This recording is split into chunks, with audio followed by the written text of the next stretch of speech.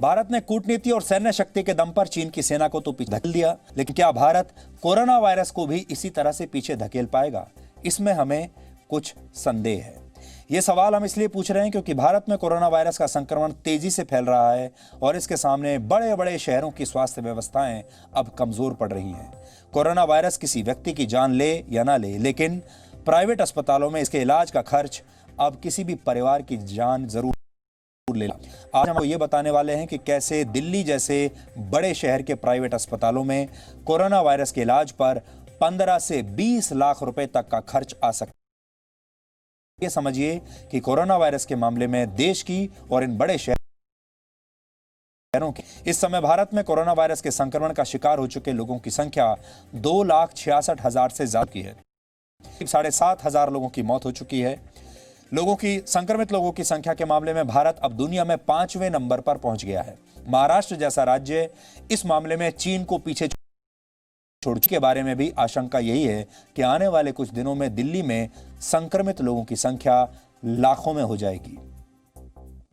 दिल्ली में इस वक्त करीब 30,000 हो चुकी है। इनमें से करीब 11,000 से ज्यादा मरीज इलाज के बाद स्वस्थ हो चुके हैं और 17,700 से ज्यादा मामले अभी एक्टिव हैं, यानी उनका इलाज चल रहा है। दिल्ली में कोरोना वायरस से अब तक 874 लोग मर चुके हैं।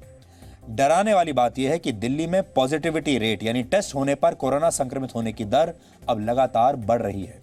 आंकड़ों के मुताबिक पिछले 24 घंटे में अकेले दिल्ली में 3700 लोगों का कोरोना टेस्ट हुआ और इनमें से 1007 लोग पॉजिटिव पाए गए।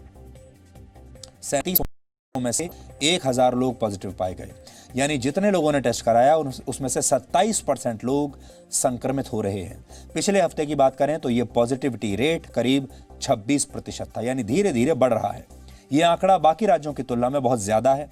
दिल्ली में फिलहाल 12 से 13 दिनों में संक्रमित लोगों की संख्या दुगनी हो रही है। दिल्ली में कोरोना के हॉटस्पॉट्स की संख्या भी बढ़कर 183।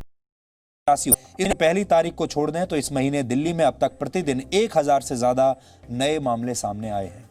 अगर यही रफ्तार रही तो आज से 5 दिन के बाद यानी 14 जून तक दिल्ली में संक्रमण के कुल मामले 40,000 से जाएंगे। यह आंकड़ा 30 जून तक बढ़कर 1 लाख होने की आशंका है, यानी इसी महीने के आखिर तक 1 लाख। इसी रफ्तार से 15 जुलाई तक अकेले दिल्ली में कोरोना वायरस से संक्रमण के 1.25 लाख मामले हो चुके होंगे और 31 जुलाई तक मरीजों की संख्या अकेले दिल्ली में 5.5 लाख तक पहुंच सकती है। दिल्ली में अस्पतालों में इलाज के लिए कम से कम 80,000 हॉस्पिटल बेड्स की आवश्यकता होगी, यानी करीब 1.25 महीने में दिल्ली जैसा शहर कोरोना वायरस के संक्रमण में दुनिया के बड़े बड़े देशों को पीछे छोड़ चुका होगा। दिल्ली में फिलहाल 100 से ज्यादा अस्पतालों में कोरोना सुविधा है, जिनमें सिर्फ 8 सरकारी अस्पताल हैं। सरकारी अस्पताल महामारी का इलाज है, लेकिन प्राइवेट अस्पतालों में मरीज को इलाज का खर्च खुद उठाना पड़ता है। लेकिन क्या आप जानते हैं कि कोरोना के एक मरीज के इलाज के लिए प्राइवेट अस्पताल कितना पैसा ले रहे हैं? एक कोरोना संक्रमित मरीज के इलाज का औसत खर्च कितना हो सकता है? इसे जानने के लिए हमने दिल्ली के कुछ प्राइवेट अस्पतालों में इलाज करवा चुके मरीजों से जाकर बात की।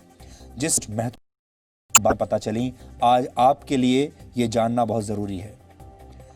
एक मरीज को 4 से 8 लाख रुपए एडवांस के रूप में अस्पताल में जमा कराना। नोट कर लीजिए, 4 से 8 लाख रुपए।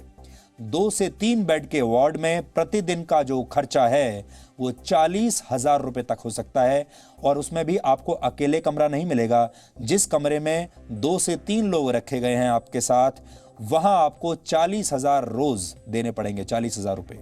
जबकि सिंगल रूम अगर आप लेना चाहते हैं तो उसका किराया 50,000 रुपए प्रतिदिन तक होता है। इसी तरह अगर किसी की हालत ज्यादा गंभीर हो जाए और उसे आईसीयू में भर्ती कराना पड़े तो इसके लिए औसतन 75,000 रुपए प्रतिदिन आपको खर्च करने पड़ेंगे, 75,000 रोज।